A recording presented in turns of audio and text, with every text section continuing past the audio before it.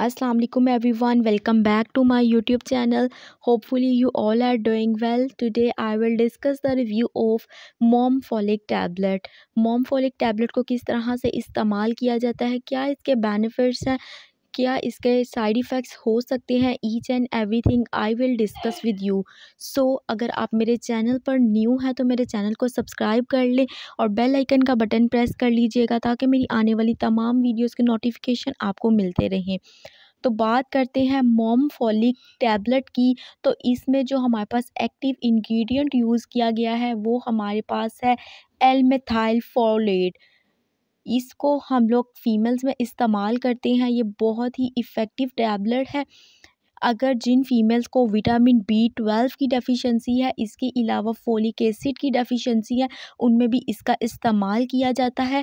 इसके अलावा मेगाब्लास्टिक अनीमिया है, खून की कमी है फीमेल्स में, तो उसमें भी इसका इस्तेमाल किया जाता है। इसके अलावा हमल को मुस्बत बनाने में भी इसका इस्तेमाल किया जाता है जिन फीमेल्स को खून की कमी होती है, और इसका इस्तेमाल प्रेगनेंसी में 3 मंथ्स तक भी अर्ली किया जाता है।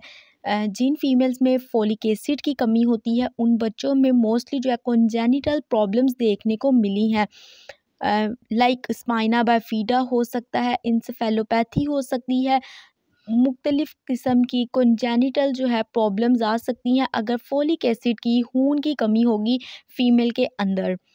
तो ये हमारे पास मार्केट में 300 माइक्रोग्राम और 600 माइक्रोग्राम की पोटेंसी में आती है। जो मेरे पास है वो 600 माइक्रोग्राम की पोटेंसी में अवेलेबल है। सो इसकी हम प्राइस की बात करते चलें तो इसके एक पैक में 30 टैबलेट्स होती हैं। वो पाकिस्तानी एक स्ट्रिप की बात की जाए तो 184 रुपीज़ में आपको किसी भी फार्मेसी शॉप से ईज़िली मिल जाएगी। नेक्स्ट हम इसकी डोज की बात करते चलें तो 600 माइक्रोग्राम की टैबलेट का अगर आप इस्तेमाल कर रही हैं तो खाने के बाद या खाने के साथ जो है एक टैबलेट आपने ले लेनी है। अगर 300 माइक्रोग्राम की टैबलेट का इस्तेमाल कर रही हैं तो दिन में 2 बार इस्तेमाल करनी है, सुबह और शाम। इसके अलावा आप अपने डॉक्टर की हदायत के मुताबिक भी इस्तेमाल कर सकते हैं, वो आपकी कंडीशन को देखते हुए भी डोज आपकी वेरी कर सकती है।